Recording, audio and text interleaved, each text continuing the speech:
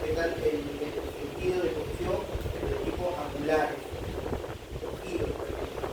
Y el ventículo estático son los que van, al cual tienen máculas de piso y ventículos, y en la parte medial del sacro detectan los cambios de posición o aceleraciones lineales, ¿no? Cuando uno viaja básicamente en un auto, ¿no? Ustedes a veces pueden notar a veces uno viaja y están con pelos de alteraciones, por estrés, cansancio, o por ese mismo pie de repente siente como que el auto va hacia atrás o hacia adelante, y no movimiento. Los criterios de las piezas articulares y de las máquinas se conectan a través de una sinapsis colinérgica con la primera neurona de la vía vestibular, es diferente a la otra vía auditiva. A la vez, hace sinapsis en la segunda neurona a nivel pulvar, en los músculos vestibulares, de ahí surgen importantes líneas. Entonces, estas estructuras de los músculos vesticulares, junto con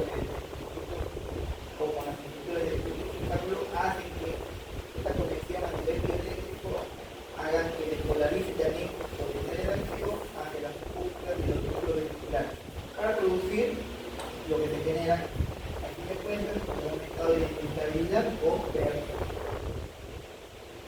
Esto siempre gusta el examen, esto sí no hay otra forma de memorizarlo. La vía del vestiblo oculomotora es la responsable del vestiblo ocular, que permite mantener una imagen fija durante el movimiento. Esta es la que genera la estabilidad de campo. Por eso que a veces cuando examinamos debemos visualizar a los pacientes que fijen la mirada o que no fijen la mirada, ¿no? Dependiendo del tipo de examen. Y este reflejo hace que se mantenga en un estado fijo básicamente con los pacientes examinados. La vía vestíbulo oculomotor.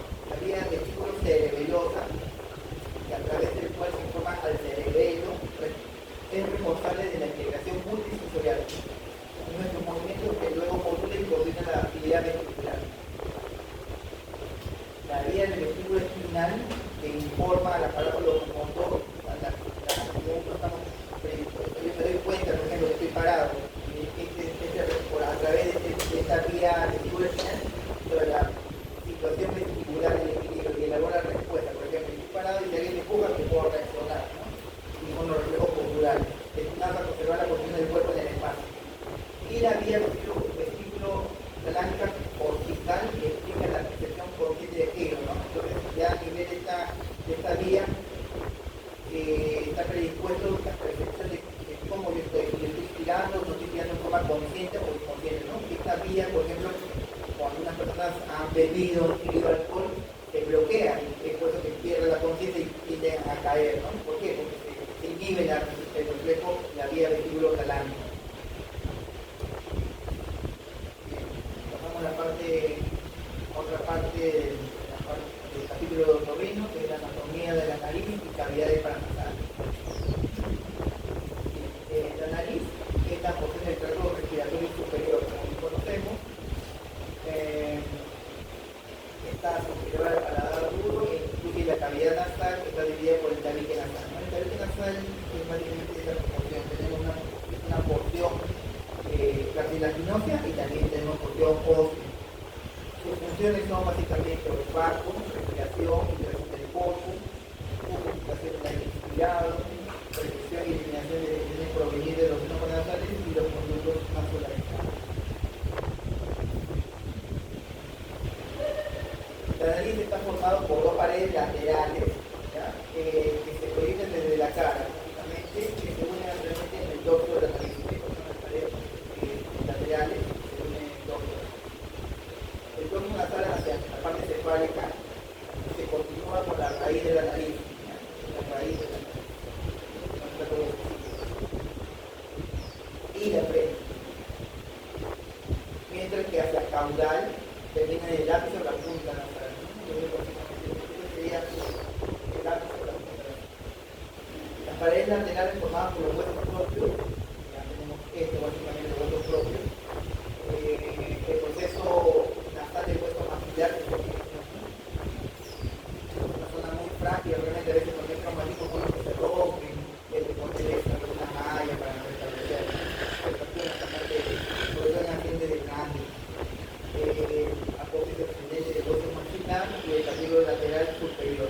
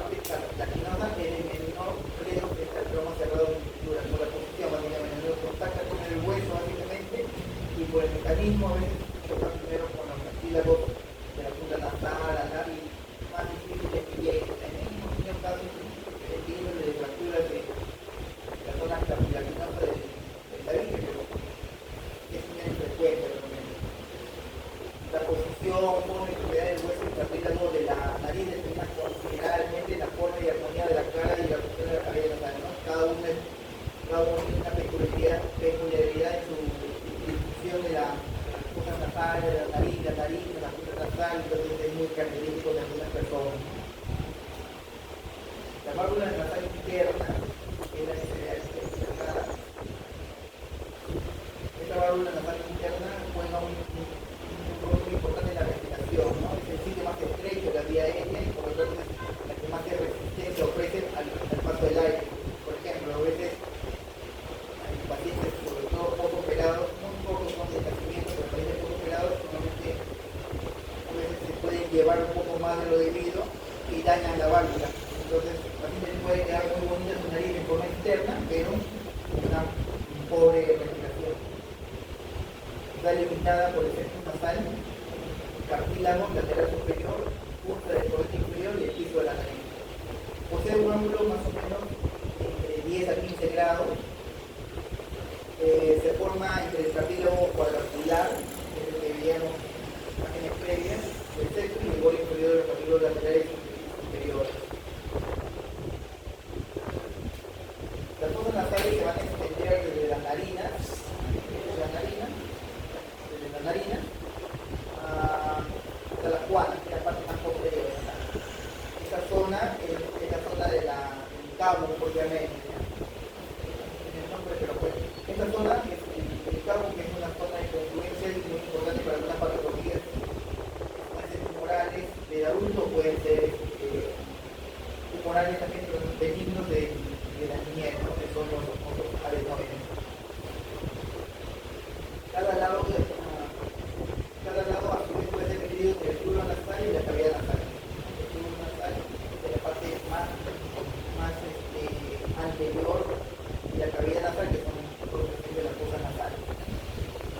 El vestíbulo nasal es la parte más anterior y limitada por el lado de la nariz y inmediatamente por la porción más anterior del septo. Es la parte más externa. Está recubierto por epidermis, que contiene pelos, ¿no? Son los llamados biblices y glándulas sebáceas. Esta zona a veces presenta infecciones, sobre todo a la manipulación, ¿no? Como se contagia, hay algunas sensaciones de picor en algunas personas que pueden ser alérgicas o no. Se puede dañar fácilmente porque está en la oficina.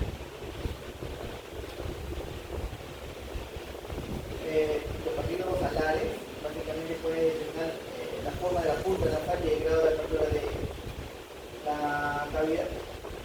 La pared anterior, la parte medial, que es el septum o tabique, pared lateral se inclina hacia la parte medial, se inclina hacia la parte media. Superiormente, de este modo, el piso de la cavidad nasal es más ancho que el techo. Entonces,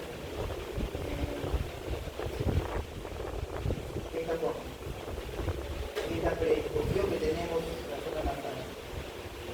El techo posee un tronco nasal anterior y central, formada por las láminas pivosas del hueso humoris, y esta parte ya ósea del septo nasal y espinoidal posterior. Las células nerviosas del epitelio olfatorio se encuentran en la mucosa del techo. Esta es una pregunta redundante del examen, ¿ya? Se van a encontrar en el epitelio, las células nerviosas del epitelio olfatorio se van a encontrar en la mucosa del techo de la cavidad nasal. También tenemos ahí el porción superior y la porción más superior del septo. De ahí las fibras nerviosas pasan a través de las placas piriformes, que es el hueso, las placas piriformes que están perforadas por su piriforme del bulbo olfatorio. El resto de la mucosa constituye la porción respiratoria, que la mucosa nasal posee una red de irrigación, por eso que hay sangrado nasal, especialmente del corte inferior. Lo que permite un rápido enfriamiento y unificación del aire expirado. El piso de la cavidad nasal está formado por el proceso palatino del hueso maxilar, la porción horizontal del hueso palatino y el paladar blando. Acá tenemos una porción, palatino y hueso paladar.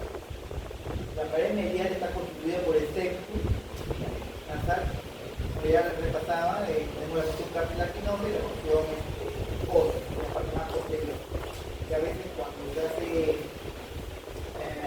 correcciones en la tabique, corregimos, comenzamos por aquel corte, hacemos la silla y a veces, digamos, en la zona cuadrangular, seguimos explorando y vemos que también tiene tabique óseo, que es esto acá si se debe hacer con otra técnica, si la se hace con corte, sin sello, para poder moldear después.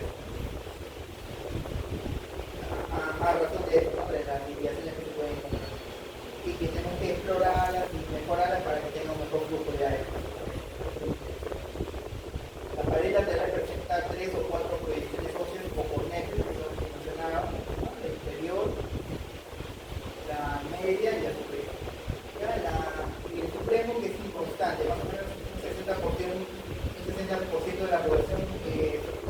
frecuente, ¿no? No es muy frecuente.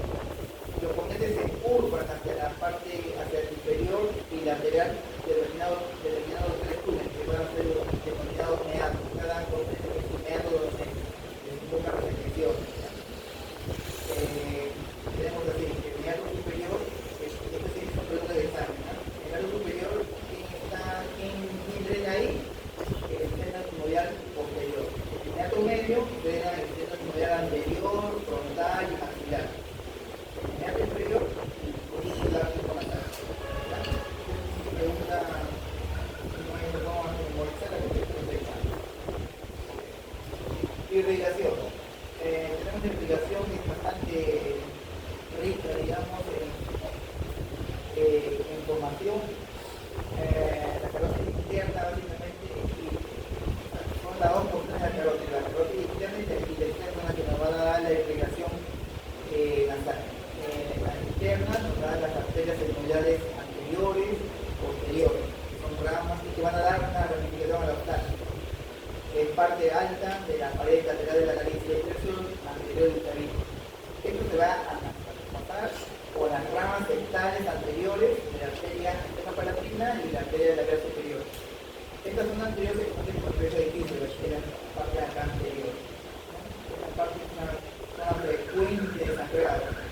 Y las porciones que he mencionado, las arterias que he mencionado, son las que normalmente confluyen, son las que se pueden alterar.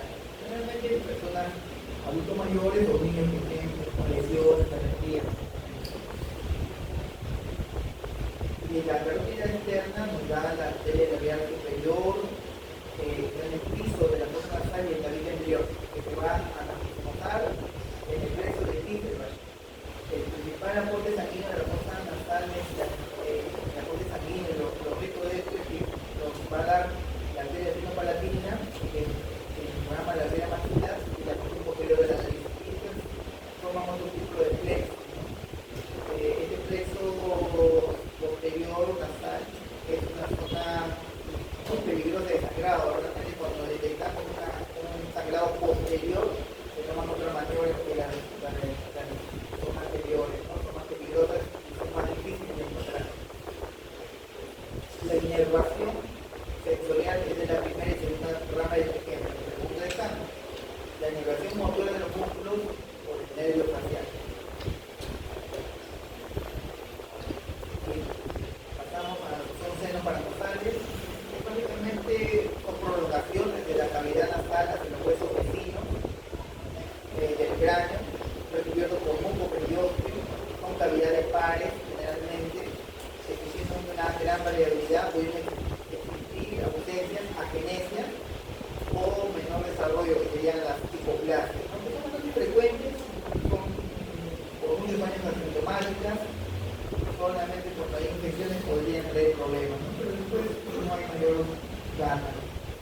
Tenemos así que recordar, tenemos los senos maxilares, genitales, tanto anterior y posterior, el seno frontal y el femoral.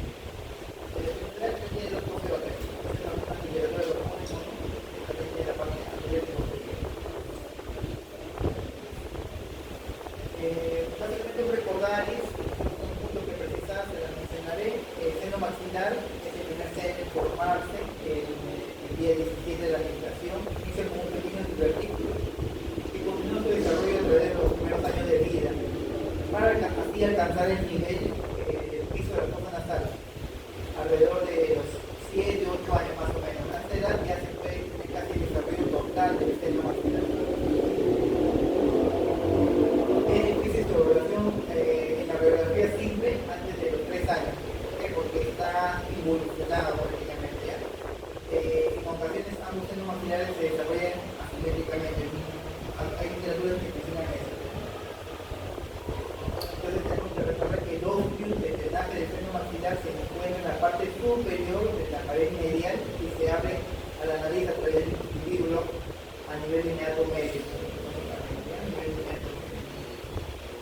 En la pared medial también se puede encontrar el óvulo accesorio que puede dar origen a fenómenos de recirculación pública, para que haya más detección. Y con ello sinusitis crónica recurrente. A veces se ocurre en personas que son alérgicas tienen más frecuencia de obstrucción. La pared superior como el piso de la órbita, la pared superior, la que forma el piso donde va a alojar el ojo, y se relaciona con el saco lacrimal, ¿no? La pared anterior es la parte facial que contiene al nervio orbital inferior. Es una zona a veces de bloqueo también cuando se hacen cirugías estéticas para bloquear el nervio facial. La pared posterior se representa con la fosa arteriopalatina y su contenido es la arteria maxilar interna, el ganglio arteriopalatino, ramas, el nervio trigémino y el sistema autonómico. Esta zona puede ser rica en vascularización. El piso se va a relacionar con los alveolos dentarios, el segundo premolar y el primer maxilar. Por lo que hay que tener presente la posibilidad de desarrollo de sinusitis de origen embrional, dentario, ¿no? A veces cuando hay curaciones o algunos procedimientos dentales es frecuente, ¿no? Que a través de la raíz dentaria, al tratar de manipular o extraer, se perfore fácilmente. Y eso tiene milímetros, la que nos divide entre las raíces y el seno, ¿no? Como vemos en la imagen. Entonces, es relativamente frecuente, a veces no tienen que cuidado, ¿no? El seno frontal se origina en el proceso frontal de la nariz entre los 3 y 4 meses más o menos de gestación. Es posible identificarlo como una unidad anatómica a partir más o menos de los 2 años de edad, y es radiológicamente visible a partir del 6 o 8 años de vida. Por lo que el diagnóstico de sinusitis en líneas generales es poco frecuente, imagino. Está comunicado con la cavidad nasal a través del recurso frontal que se abre en la cavidad nasal, hacia la porción más anterior del meato medio. Esa es la forma por donde discurren las secreciones. Su pared anterior forma la parte superior de la frente, y la pared posterior está en contacto con la meninge y el lóbulo frontal. Y la pared inferior forma parte del techo de la órbita. El seno etmoidal biológicamente va a partir del tercer y quinto mes de vida. Al nacimiento mide más o menos de 2 a 5 milímetros y continúa su desarrollo como la mayoría de los senos, ¿no? Anatómicamente son 5 láminas. La lamela basal está anclada en el corte medio, divide las semillas en anteriores y posteriores, ¿no? Ya tenemos acá en la parte anterior y la parte posterior, que son zonas que a veces el sinusitis o el par sinusitis se llena bastante realmente, ¿no? Y hay que explorarla para poder hacer un drenaje. Las relaciones básicamente de las semillas se ven complicadas y se originan simplemente por continuidad. La posibilidad de infección de un poquito infeccioso hacia la órbita por el contacto, rompe la lámina papilácea, la que divide el seno etmoidal con la lámina papilácea, que es la que contiene al globo ocular, puede haber infecciones. El seno etmoidal es el más posterior de los senos, se origina del hueso etmoide. También su desarrollo está más o menos en los 3 4 años de edad, y también en los demás senos en la adolescencia y la adultez ya cobra su tamaño normal. Su drenaje se encuentra en la pared anterior del cuerpo hueso extraordinario hacia la parte medial, presenta 2 agujeros más importantes por donde discurre el agujero redondo, el nervio maxilar y el agujero del nervio iliaco. Su pared superior está en contacto con la fosa craneal anterior y media, en estrecha relación con el quiasma óptico.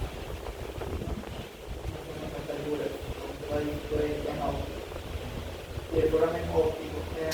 La pared lateral está en contacto con el seno cavernoso, que es una zona de mucha peligrosidad porque causan infecciones mortales realmente.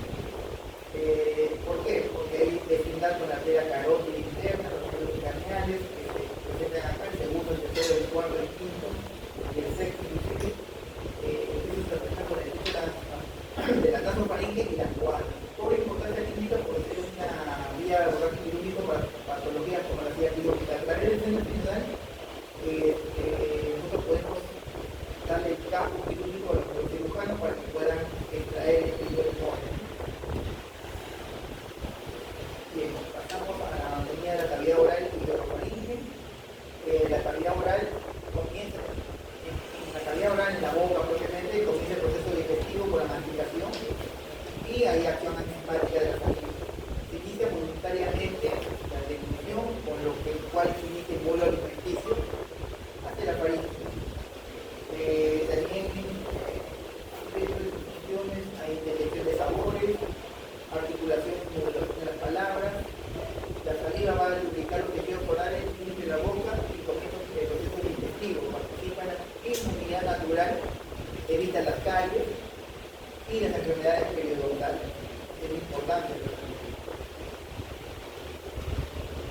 Como se decía, cuál es la entrada del aparato digestivo, tenemos el vestíbulo oral y la cavidad oral. El vestíbulo es la zona que la región aquí, esta zona básicamente es una vestibular, se encuentra entre los labios y mejillas, el proceso de dentro alveolares, y la cavidad oral, que básicamente conocemos el espacio de las mejillas y arcada dentaria.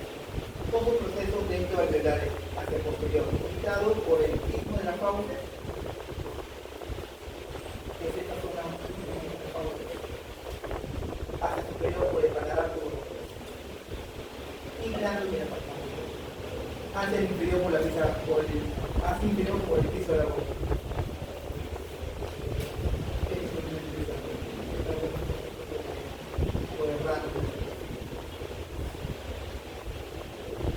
Bueno, el labio, tenemos el labio que se conforma de diferentes componentes, básicamente el labio blanco y el labio rojo o vermelho. El labio blanco está compuesto por piel gruesa, básicamente resistente y adherida a bloques musculares. Se identifica aquí también el filtro de esta zona. El filtro, porque van debajo de la fosa nasal, porque no es el filtro. El surco nasogeniano y el surco mentolabial. Y en el labio rojo o vermelho, que es la parte carnosa propiamente, no hay admisión cutánea, significa el arco de suspiros, tubérculos y computuras labiales sostenidos a la encilla por repliegues llamados periódicos. Las mejillas básicamente están predispuestas, ¿no? Como sabemos, de la pared lateral del vestíbulo bucal, conformada por múltiples capas. Está cubierta por piel, tejido subcutáneo, una capa muscular profunda y superficial incluso, mucosa con glándulas importantes, salivales menores, que existen por toda la cara interna de la mejilla. El más principal, el más conocido es el tuesteno en relación a la segunda molar superior. La irrigación está dada por la arteria facial y sus ramas, la arteria labial superior e inferior y la arteria angular de la nariz. Estas van a cruzar por la arteria optánica, también irrigada por otras ramas de la carótida externa, la arteria superficial y su rama facial y transversal. Y la arteria facial con su rama palatina que contiene las arterias filtradas. Es un drenaje venoso que va hacia la vena facial y el tronco facial que desemboca en la vena yugular interna. La inervación, tenemos dos riñones clásicamente, ¿no? Tenemos hasta tres, ¿no? Los mismos, pero acá la inervación motora, que es por el facial, y la sensitiva que nos da el trigémino y sus ramas del nervio maxilar y el nervio mandibular. Para dar duro propiamente, este proceso palatino del hueso maxilar, sus dos terceros partes anteriores, lo que significa la estructura medio palatina que une los procesos maxilares. El proceso horizontal del hueso palatino conforma el tercio posterior. El paladar blanco es la que se grafica aquí. Limitado hacia la anterior, con el paladar duro, que hablamos, y hacia posterior con la úvula, ¿no? La campanilla. Y los pilares posteriores del músculo palato-faríngeo. Esta estructura posee una aponelosis donde se insertan el músculo tensor del velo del paladar, el músculo elevador del velo del paladar y el palato-gloso. Los músculos palato-glosos son muy importantes porque nosotros operamos aminas y mencionamos acá bastante, la conforman el ritmo de la fauces y la unión entre los músculos palato-faríngeo y la úvula conforma el ritmo faríngeo. Los pilares ubican la salida para ti. Irrigación por la arteria facial con sus ramas, la arteria palatina ascendente y la arteria frontal de la lengua, y la arteria maxilar con sus ramas palatina descendente, que es desciende por el conducto palatino posterior para irrigar el paladar blanco. y la posterior también del paladar duro. Y la arteria nasofaríngea que tiene por el producto digestivo para irrigar el paladar duro básicamente. El venario linfático, la sanidad palatina anterina para los linfonodos submandibular que es parte del grupo 1B, del grupo cervical. Y la inervación por el plexo faríngeo, dado por el nervio vago, es una parte del nervio glosofaríngeo que se mueve. A excepción del músculo sensor elevador paladar que se eleva por el trigémino. Y el músculo elevador del paladar por el nervio facial. La inervación sensitiva está dada por la rama maxilar del nervio trigémino, con sus ramas del nervio palatino hacia anterior y palatino hacia la posterior. Por el nervio glosofaríngeo, que es el modelo par, como recordarán, que inerva los pilares tanto anterior como posterior. Por eso que a veces una mala técnica, a veces se puede arrancar en cirugía de amígdala propiamente, ¿no? Se ha desangrado la amígdala palatina. El piso de la boca, tenemos que reconocer la zona perilingual, como su nombre lo dice, que contiene el frenillo bilingual. La glándula sublingual y la carúncula, estas son básicamente, un poco más llanitas. Esta es la zona de desembocadura del conducto de Wharton de la glándula submandibular. Los músculos del piso de la boca, también denominados músculos suprayoideos, dan soporte al piso de la boca y además van a permitir la elevación de la laringe al deglutir. Vamos a ver. La lengua, básicamente en su cara dorsal, tenemos los dos tercios anteriores que son móviles, tenemos el surco medio lingual, las papilas cabeciformes y circunvaladas, y en el tercio posterior tenemos las piedras que básicamente está conformada por la piedra lingual. Estos son las piedras linguales más grandes, y el epiglotis de la parte posterior, es un corte coronal. Y la cara ventral, el sonido lingual, la vena canina y fibras linguales. Las papilas linguales hay que recordar que son las más abundantes, las filiformes básicamente, y las filiformes están en la vena lingual, ¿no? La vena lingual básicamente está caracterizado por las papilas folladas, filiformes, están en todo el borde básicamente de la lengua.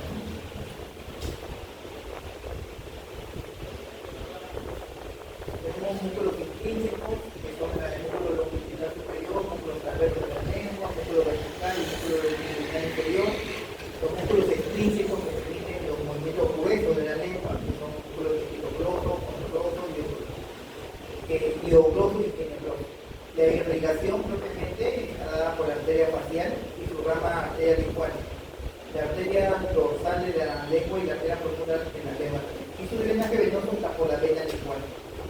La inervación es motora, la parte motora, digamos, está inervando los músculos intrínsecos y extrínsecos, a excepción del palotogloso, son inervados por el nervio hipogloso básicamente, que es el músculo palotogloso es inervado por el nervio vago.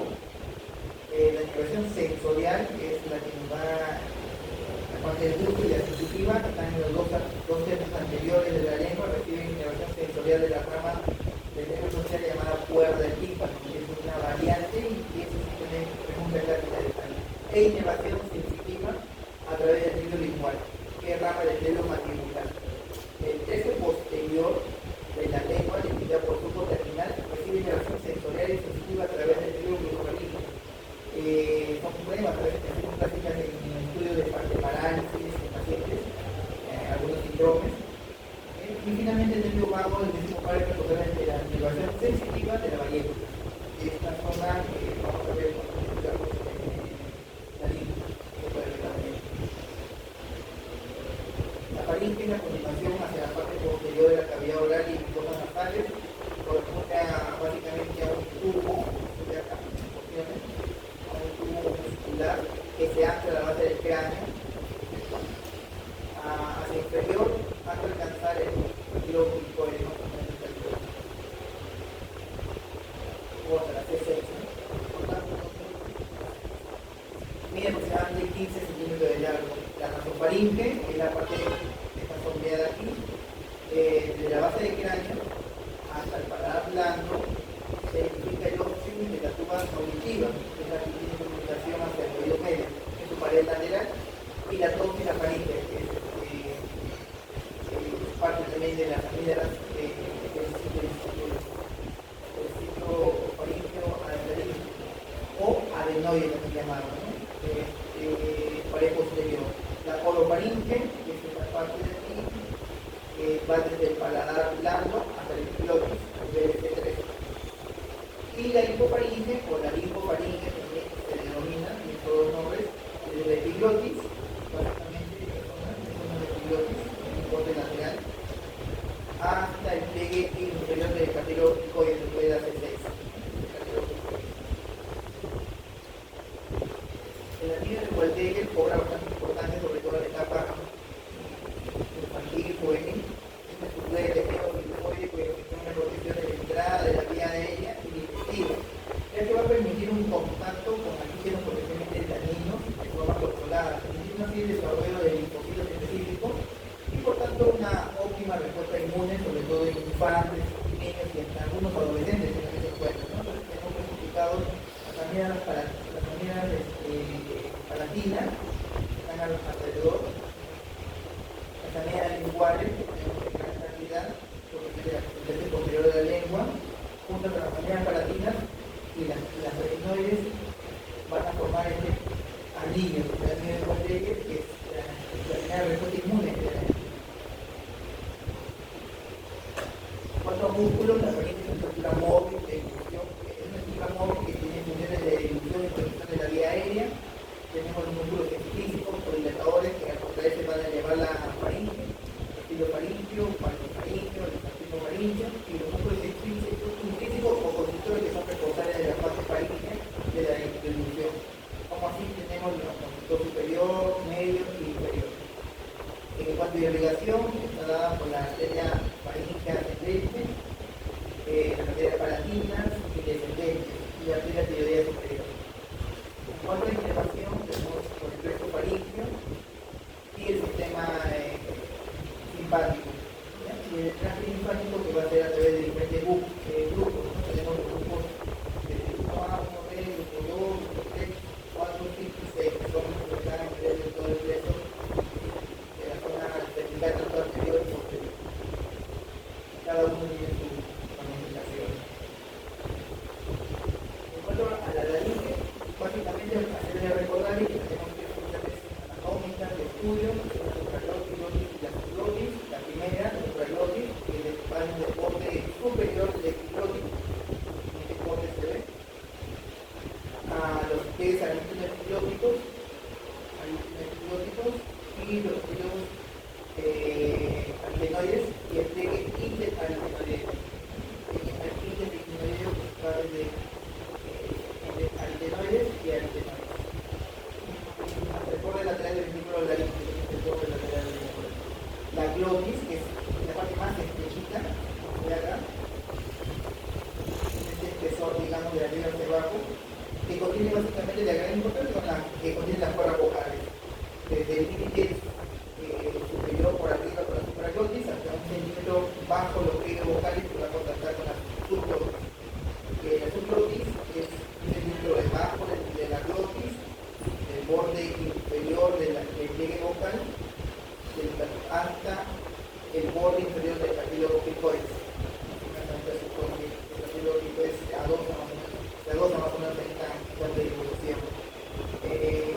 Importante reconocer cada estructura porque esta es sencilla, porque son cada una, y justamente vamos a ver esto en las prácticas, cada una nos da características clínicas para detectar patologías propias, ¿no? Tumoraciones, cánceres o disfonías, entre otras.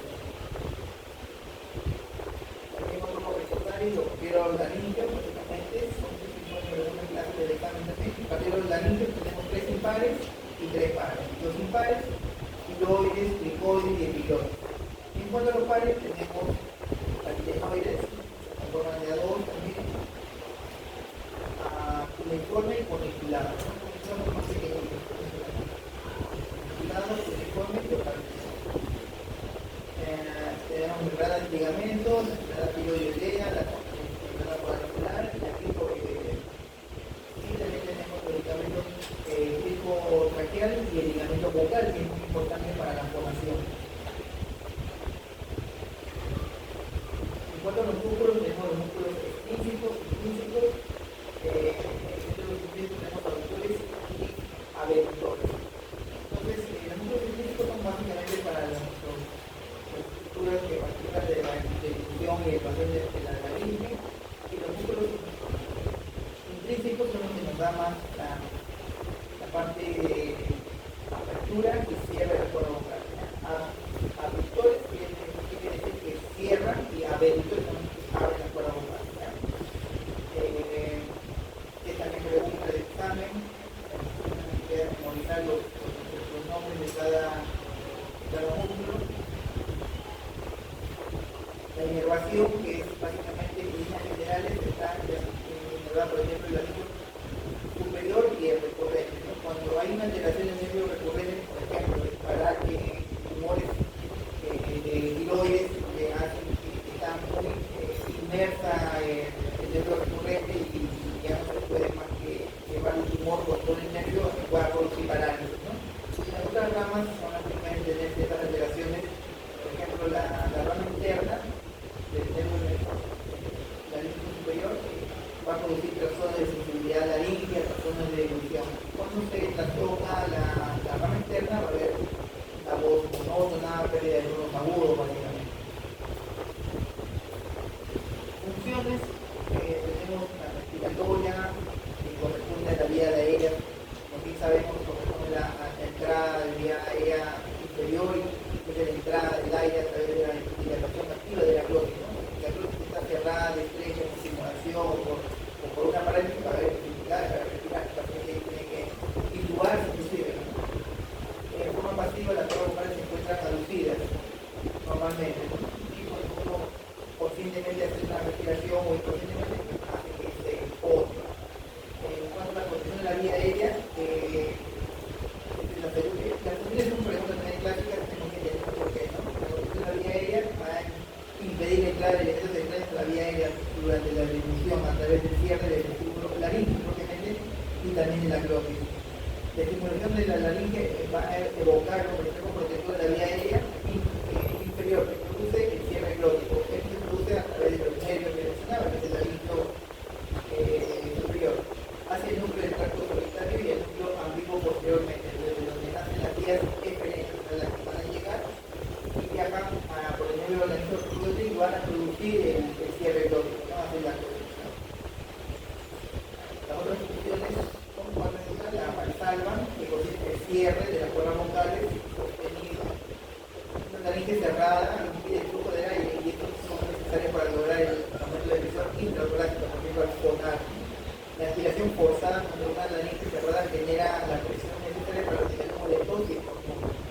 Y en cuanto a la fonación, la otra función, la cuarta, es la función que asegura la producción de la voz a través de la generación del sonido conocido como frecuencia fundamental.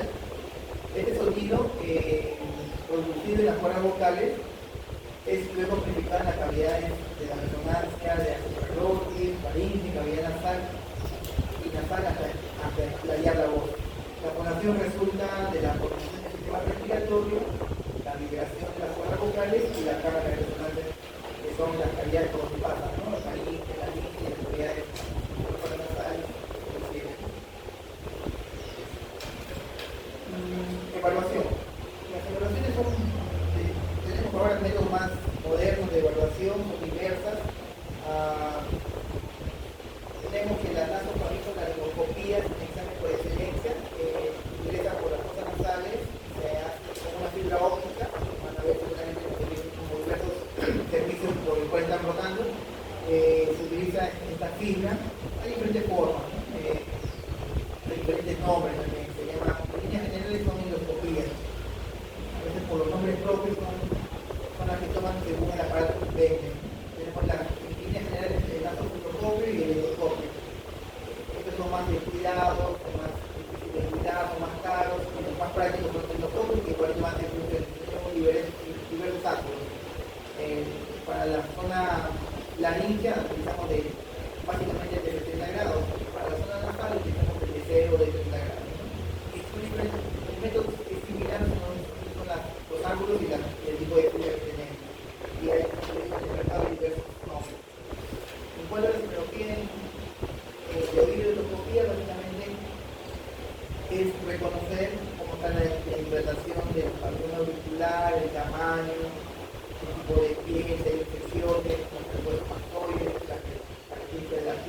si hay algunos alineamientos, con la fístula o los apéndices, o hay infecciones tanto del pabellón auricular como de los anexos, o de la parte posterior, la zona más posterior puede haber infecciones. El examen que se debe hacer preferencialmente luego de la infección es la palpación, buscar si hay dolor, tumoraciones, adenopatía. En cuanto a la otoscopía, examinar el oído externo, ver las estructuras que hemos conversado, luego nos apoyamos con algunos métodos como la otoscopía o propiamente del especialista, el fotoluz, ver cómo está la membrana tipánica, está normal, está perforada, hay alguna normalidad, y a través de la membrana tipánica podemos tener que hay líquido en el oído medio, vemos que nos produce bien la luz. El conducto auditivo externo, lo que llamo completamente son, en la casuística diaria, cerumen, otorrea, dermatitis. Las características propias de la forma del canal, la alteración de la piel, edema, aumento de volumen, erosiones, enrojecimiento, polvo dental, ¿no? Entonces se trata con las diversas alteraciones que puede haber, ¿no? Desde cerumen, polvos extraños, de cabeza de algodón, una edema de producto auditivo, básicamente inflamación, o unas lesiones mayores que están a nivel periférico de enrojecimiento, ¿no? Lesiones a veces por infecciones o pueden ser también por manipulación.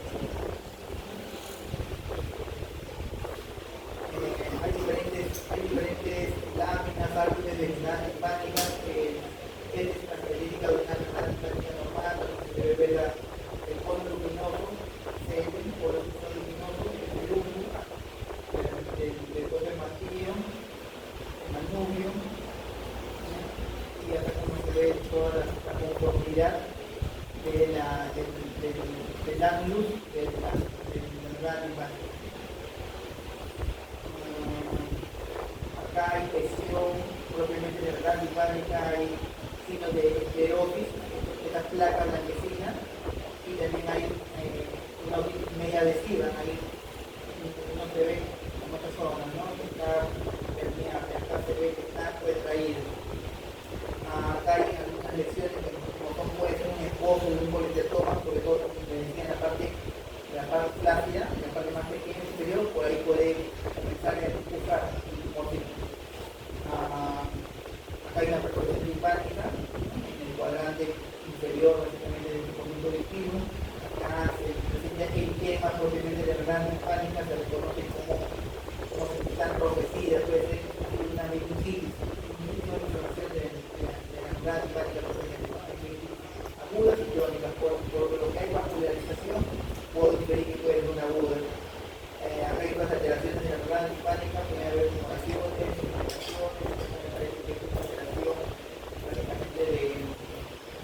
una tumoración que está perturbando, que está construyendo a través de la membrana tipánica. Acá hay una meningitis crónica y una opacidad. Comparen esta meningitis con esto, ¿no? Esta no tiene casi mucha vascularidad, esta retraída, esta mucha más vascularidad. Pequeña perforación tipánica un poco más grande. Podemos ver ya propiamente la cadena de huesecillo que ya está corroído, y podemos ver uno más acudido puede ver la ventana oval o la ventana redonda según el oído interno. Entonces, fíjense, la distancia no son muchas. Estamos viendo con una cámara, estamos a través del conducto auditivo, tenemos una membrana tipánica y inmediatamente ahí está ya casi colindante el oído interno. Por eso que en pacientes que van a ver ustedes en algún momento con perforaciones así, de este tipo, si son adultos mayores que tienen secreción, es normal que inclusive digan que tienen mareos. ¿Por qué? Porque hay tanta secreción, tanta infección que tienen ya dañado el oído interno. En cuanto a la infección de la nariz, tenemos que visualizar, ¿no? Las lesiones de la piel, si hay edenostigma, en este caso, tumores diversos, dermatitis, alteraciones de la piel, las heterorriñas, ojivas dorsales, alteraciones del dorso, ojivas de montar, salida de infecciones a través de las fosas nasales, si hay orcena, que es infección maloliente a través de las cosas, observa que también el respirador bucal o nasal, sobre todo en los niños, ¿no? En la sistema común, en los 10, minutos, 15 minutos de podemos venir acá con la boca abierta en todo el momento, por ejemplo. La permeabilidad de cada fosa nasal, que está permeable, hay que ver la corporación, el aspecto de la mucosa, el tamaño de los cornetes, la hipertrofia de cornetes, que es el crecimiento, los cornetes a veces son muy destructivos, si los nervios están drenando, secreción activa, buscar cuerpos extraños o tumores, secreciones, pólipos, costras, estos son al infeccionar a través de las fosas nasales podemos verificar, ¿no? Y a veces si no se ve con la espectroscopía, que es el examen manual directo del otorrino, a veces vemos con la espectroscopía, con sobre todo las manos posteriores, o con una duda razonable para tener la espectroscopía. El tabique, igual, ¿no? Vemos que está en su línea media, o está desviado, si tiene perforaciones, si tiene colores, que son alteraciones del hueso, que sale como ciertas excrescencias, si los vasos están prominentes, si los vasos están líneos, si hay estigmas de sangrado, obviamente el estigma de los vasos sanguíneos. En cuanto al examen, este es más de los medios que hay utilizado, con un telescopio rígido para hacer endoscopía nasal, y esto utiliza un nasofibrotaringoscopio, ¿no? Diferentes nombres tienen. Al final es la misma cocina, es visualizar como el tabique en este caso. Una ventaja de la nasofaringo en la lingoscopia es su propio nombre lo dice, ¿no? Naso empieza por la nariz, laringo, o faringo laringo, porque empieza por la nariz y llegamos hasta la zona posterior de la faringe y llegamos hasta la laringe. Y acá pueden ver que hay una laringe, porque me entró por la nariz y ha llegado hasta la parte posterior y ha llegado a la laringe. Es una historia de rutina que a veces tenemos. Y si no te dispone de eso, te dispone de esta herramienta que hace como si introduce por la nariz y se introduce por la boca. Así podemos ver las diferentes patologías, epistasis, granulomas, perforaciones del tabique, grandes, generalmente iatrogénicas, generalmente, ¿no? Parte poco operados, desviaciones del tabique, como se ve acá. Hay que hacer palpación también para buscar signos de irritación, del seno vaginal, dolor, sangre, irritaciones, aumento de volumen, químesis. La maniobra de pote, que es la que se hace acá, que es básicamente hacia afuera para poder ver si con esa maniobra el paciente respira mejor. Si el paciente respira mejor con esa maniobra, podríamos estar diagnosticando que la obstrucción nasal es verdadera y que si pues hay un punto donde está obstruido. En cuanto a la biología de la cavidad oral y orofaringe, básicamente hay varios puntos que hay que tocar, desde el aliento, las protecciones tanto de las amígdalas, la mucosa bucal, ver cómo está la colocación, hidratación, alteraciones, tumores, la lengua se húmeda, afilada, rosácea, perforaciones, el sangrado, el piso de la boca, la carúncula, que se encuentra drenaje, paladar blando, paladar duro, es decir, que hay un paladar, como en este caso, perforado, ojival, o que hay estas estimulaciones del paladar que se llaman tolus, que son corrupciones del paladar duro, que son benignos, solamente en casos muy excepcionales, que sean gigantescos, se operan y uno queda ahí. En cuanto a las amígdalas y a faringe, tenemos que ver cómo está la faringe, está congestionada, la congestión, ver secreciones, filtraciones, evaluar si existen los tonsilolitos que son unos tonsilolitos que son excrescencias de la amígdala, que es como una beca banal, son restos de alimentos que quedan ahí. Otro nombre técnico es tonsilolitos, otro nombre más común o coloquial se llama casi, que son restos de alimentos que en diferentes fechas o momentos después de adquirir las comidas quedan ahí y luego se exponen, ¿no? A veces se ponen medio petos, medio duros, pueden ser malolientes, con causas de halitosis en este caso. Se pueden evacuar con un tipo de maniobra así, pero es básicamente manipulable, o ya si son extremos, se tendría que operar. Si son de este tamaño, por ejemplo, grande y está construido, pues la cirugía sería la solución final. Un poco más de la línea, básicamente los métodos funcionados, pero antiguamente se hacía con el espejito, se veía bastante bien, luego ya se utilizó un método más moderno, como son los telescopios o los nasos giroscopios que ingresan por la nariz y pasan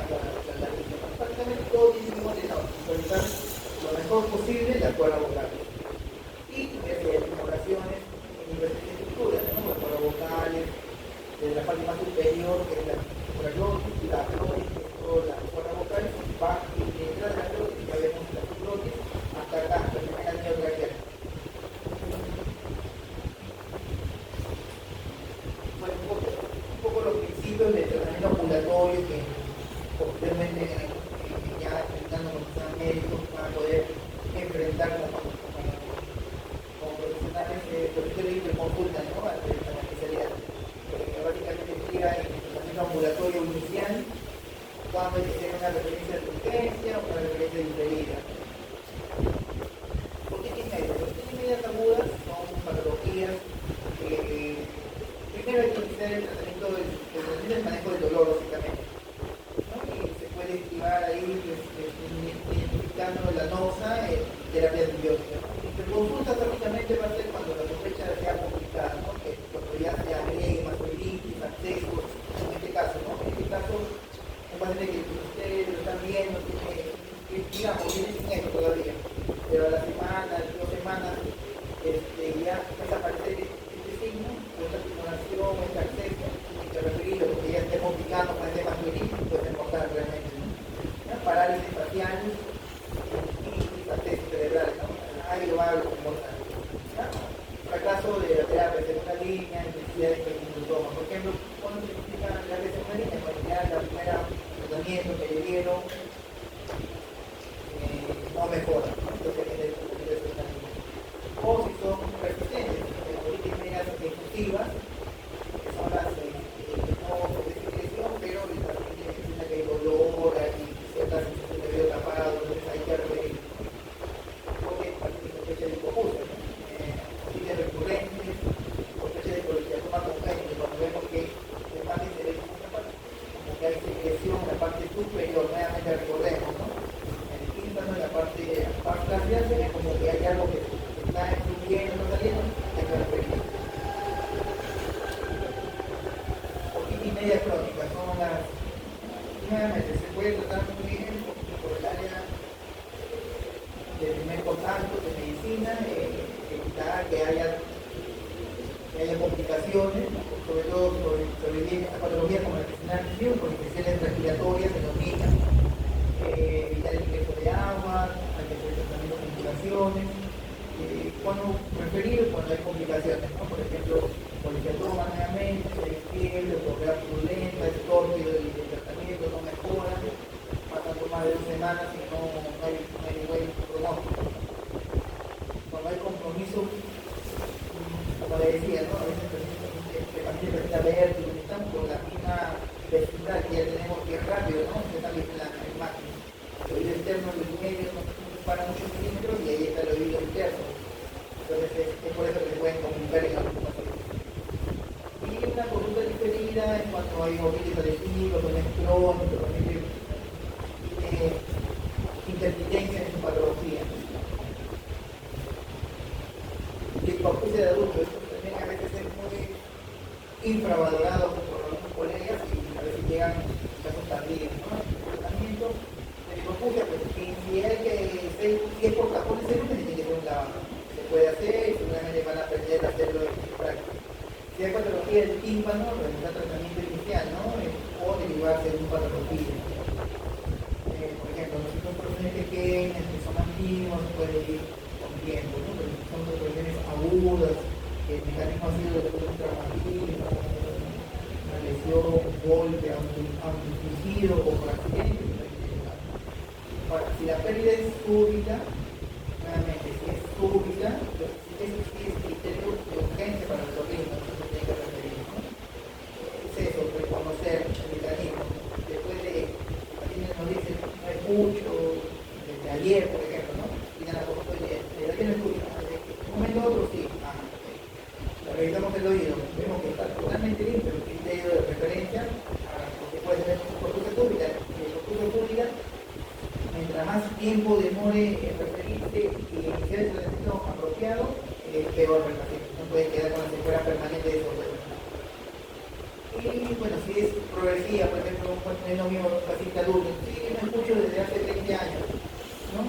Entonces ese sí es un criterio para referido, pero no es urgente, ¿no? Una sordera propia de otros años.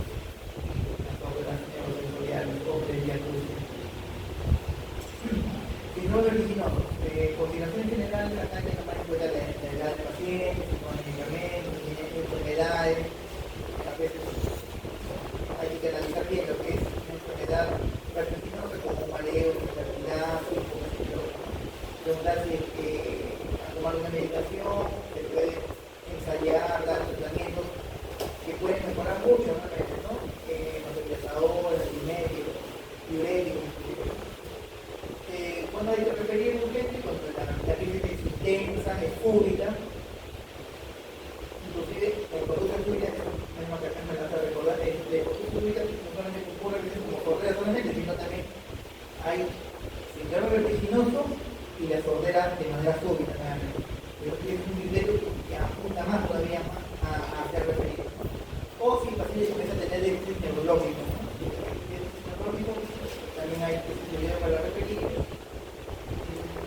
Son un poquito más auspiciosos, ver qué pares craneales están tomados, si no son ni el séptimo ni el octavo, que corresponden a otro ritmo, podríamos ver la mayoría directamente de neurólogo. Y referente a diferidas, los pacientes tienen estos débiles que generan, por ejemplo, resultar un diagnóstico, o por ejemplo, tienen mucho tiempo con vértigo, o mareos, inestabilidad, o algo que no sabe describir apropiadamente, que es recurrente, que va y viene, ¿no? No son causas recurrentes, sino diferidas. El índice de tratamiento es básicamente médico y de cuidado, ¿no? En los médicos de carbohidratos desencadenantes y el tratamiento darle antihistamínicos, a veces corticoides, tanto orales como también nasales.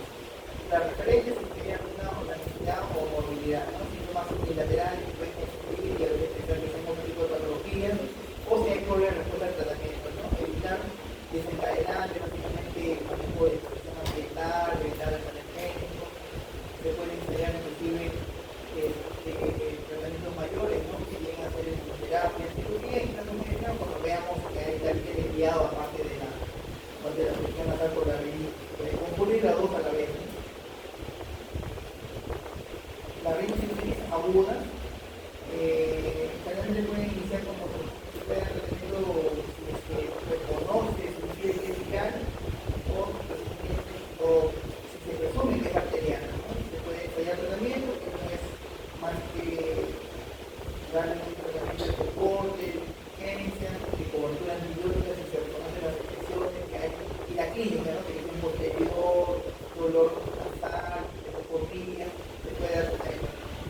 Si se ve que no mejora a través del tratamiento iniciado, es imposible que se pueda referir porque hay que hacer estudios, hacer una presente historia, ver que hay alguna otra comorbilidad que pueda estar teniendo este problema, ¿no? Por ejemplo, infecciones nasales, que pueden ser depresiones de líquido y eso complique la respiración segura y aparte, si no se refiere a un proceso de paciente se está descompensando, tiene mayores pérdida de sensores, por ejemplo, pueden hacer complicaciones intracraneales, ¿no? Como en el caso de meningitis, accesos de este tipo, ¿no? Entonces, esos criterios a veces algunos vienen como el globo ocular hinchado, porque ya el meningitis está avanzando rápidamente, ¿no? Entonces, sí, es un criterio de referencia definitivamente, ¿no? Las epístasis, como mencionaba, también tenemos anteriores y posteriores, se pueden hacer compresiones, se pueden utilizar y se da un cierto soporte, ¿no? Analgésico, antihistamínico, pero las posiciones de referencia son las que sangran, sobre todo sangran a nivel posterior, no se contiene con el sistema indicado, y si el paciente tiene complicaciones con movilidades como por ejemplo diabético no tratado, hipertenso no tratado, o si se sospecha de algunas alteraciones sanguíneas, es un paciente que posiblemente consideran una referencia, tanto un tratamiento de soporte como no, utilizar taponamiento nasal, de diferentes formas, también la van a aprender un poco en la práctica que van a estar concurriendo en sus visitas a los hospitales, pero se da un soporte y luego de eso ya se puede referir.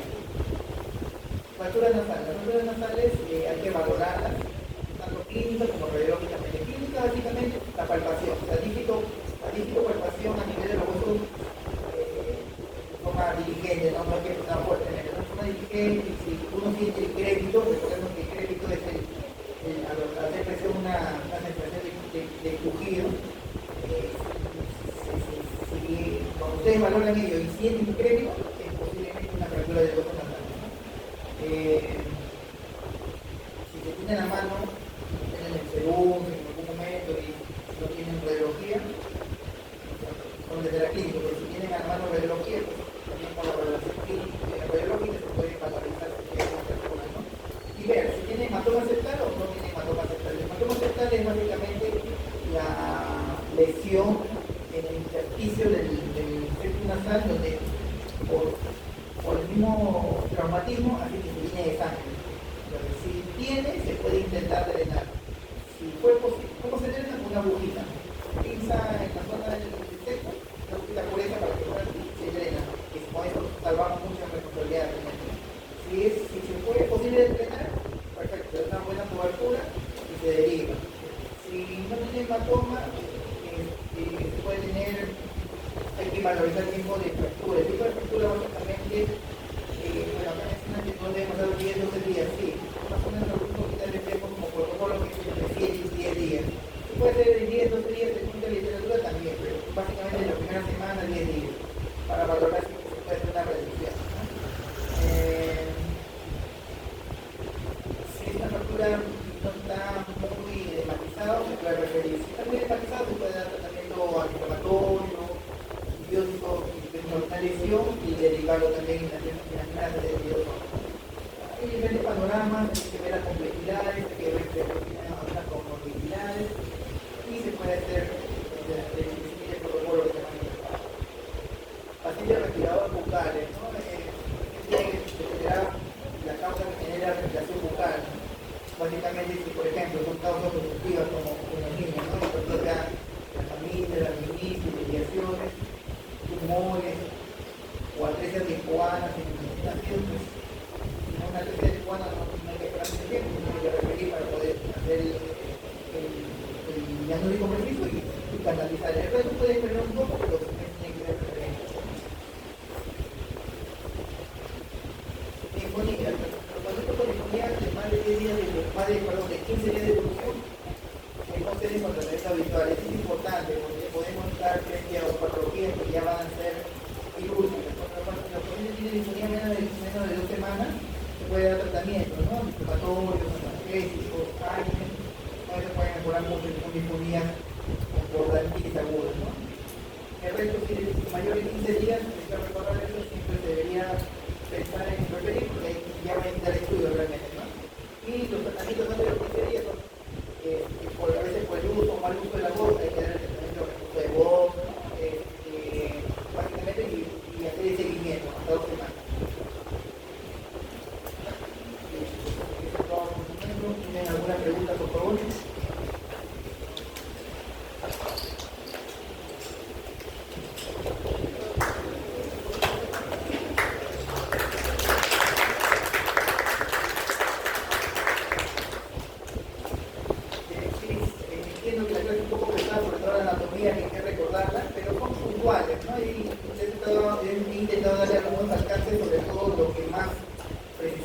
Para la especialidad de mi tema, ¿no? Algunos puntos, no es sobre todo, salvo que bienvenido sea lo que quieran hacer ocurridos, pero es importante recordar ciertas anatomías y ciertos reparos, ¿no? Sobre todo lo que les he puntualizado.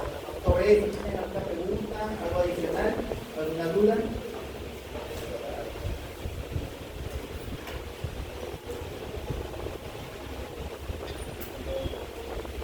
Los chicos de la comunidad policía, Fátima, ¿todo bien? Lana. Ya te veía. Ok, listo. No tienen preguntas, les agradezco su atención. La clase le he participado a su delegada Juliana. Cualquier cosita, pueden coordinar con ella. Ya tengo el contacto de Juliana y la delegada de mi rotación. Muchas gracias.